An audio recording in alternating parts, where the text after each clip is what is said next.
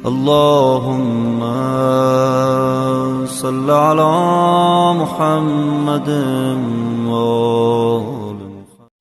اعوذ باللہ من الشیطان الرجیم، بسم اللہ الرحمن الرحیم، اللہم صل علی محمد و آل محمد۔ میرے تمام سننے اور دیکھنے والے مومنین اور مومنات کو میری طرف سے، میرے چینل ناطق قرآن کی جانب سے السلام علیکم۔ حضرت امام حسین علیہ السلام کے قاتلوں پہ لعنت کرنا عظیم عبادت ہے۔ ایک واقعہ تاریخ میں یہ بھی ملتا ہے کہ ایک روز حضرت امام جعفر صادق علیہ السلام کسی جگہ سے گزر رہے تھے۔ رستے میں یہاں غالباً جو جگہ ہے وہ خانہ کعبہ ہے، حرم کعبہ تھی جہاں سے مولا کا گزر ہوا تھا۔ تو وہاں پر ایک شخص بیٹھ کر کچھ پڑھ رہا تھا، کلام کر رہا تھا، کچھ ورد کر رہا تھا، عبادت پروردگار میں مصروف تھا۔ مولا صادق علیہ السلام کے ساتھ اصحاب موجود تھے۔ مولا نے گزرتے ہوئے اس کو سلام کیا، اپنا کام کیا، مولا واپس گئے۔ اصحاب نے پوچھا، مولا جی کون سا ایسا کام کر رہا تھا کہ آپ نے اس پر سلام بھیجا؟ مولا فرماتے ہیں کہ یہ بندہ محمد اور آل محمد علیہ السلام پر اس وقت بیٹھ کر درود بھیج رہا تھا، یہ ہم پہ درود و سلام بھیج رہا تھا، میں نے اس لیے اس پر بھی سلام بھیج دیا۔ کچھ دن گزرے، اتفاقاً وہی اصحاب ساتھ تھے، وہی جگہ تھی، وہی ماحول تھے۔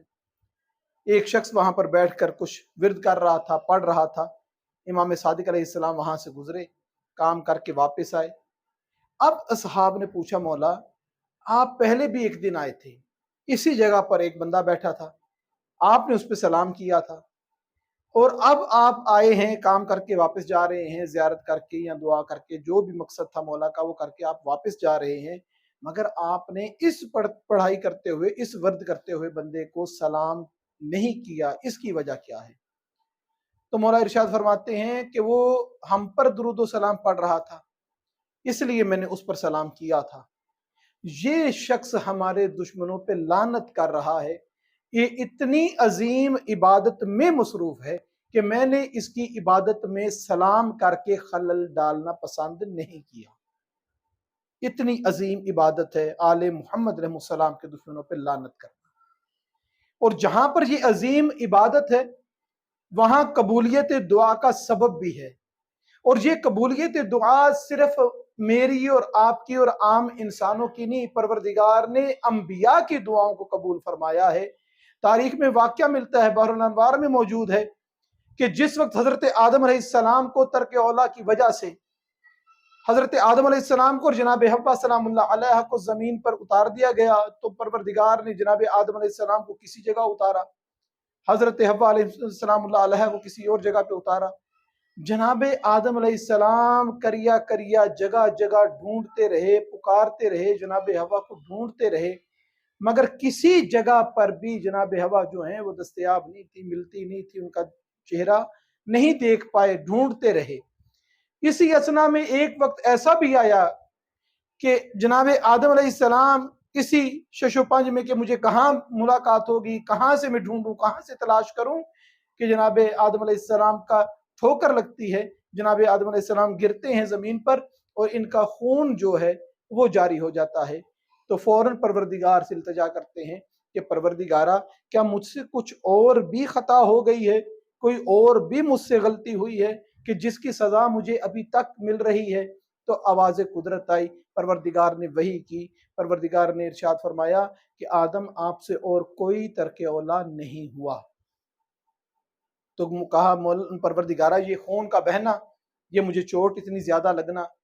تو اس وقت جبرائیل کے ذریعے جب پروردگار نے وحی کی، پروردگار نے فرمایا کہ آدم یاد رکھ، یہ زمین وہ جگہ ہے جہاں پر تیری اولاد میں سے ایک حسین آئے گا جس کا خون اس زمین پر بہے گا، لوگ ظلم کر کے اس کو یہاں پر شہید کر دیں گے، تیرے خون کو اس کے خون میں شامل کرنے کے لیے آج تیرے خون کو یہاں پر میں نے بہایا۔ تو جناب آدم علیہ السلام بے اختیار پوچھتے ہیں کہ پروردگارہ کیا یہ حسین جو ہیں یہ نبی ہوں گے؟ تو आवाज़ कुदरत आई कि नहीं, ये नबी नहीं होंगे, अलबत्ता आखिरी नबी मोहम्मद सल्लल्लाहु अलैहि वसल्लम के फर्जंद होंगे, उनके बेटे होंगे, उनका टुकड़ा होंगे। तो फिर आदम पूछते हैं कि परवरदिगारा, वो कौन होगा जो इनको शहीद करेगा, इन पे जुल्म करेगा? आवाज़ कुदरत आई कि वो आदम, वो शख्स यजीद होगा जो ज़मीन में भी लानती है, आसमानों में भी लानती है। तो उस वक्त जनाब आदम ने हज़रत जिब्राइल को मुखातिब करते हुए फरमाया, जिब्राइल बता मैं क्या करूं, मुझे क्या करना चाहिए? तो जिब्राइल फरमाते हैं कि आपको यजीद पर लानत करनी चाहिए। जनाब आदम अलैहिस्सलाम ने 4 मरतबा यजीद पर लानत की, 4 मरतबा लानत की, 2 कदम उठाए कि उस मकाम पर पहुंच गए जहां पे जनाब हवा तशरीफ फरमा। परवरदिगार ने उनका सामना करवा दिया, परवरदिगार ने उनको मिला दिया। नबी की कोशिशों सही परवरदिगार ने यजीद पर लानत करने की वजह से, इमाम हुसैन अलैहिस्सलाम के कातिल पे लानत करने की वजह से नबी की दुआ को कबूल किया, नबी की परेशानी को दूर किया, उनकी मुसीबतों को रफा किया। तो हम और आप जो हैं परेशानियों में गिरफ्तार हैं, मुसीबतों में गिरे हुए हैं, हर तरफ से गम और आलाम और मुसीबतें हैं, इन मुसीबतों को ख़त्म करना है तो मौला हुसैन रहमुस्सलाम के कातिलों पे लानत करनी है, आले मोहम्मद रहमुस्सलाम के दुश्मनों पे लानत करनी है, जनाब सैयदा के दुश्मनों पे लानत करनी है, चहारदा मासूमीन रहमुस्सलाम के दुश्मनों पे लानत करनी है।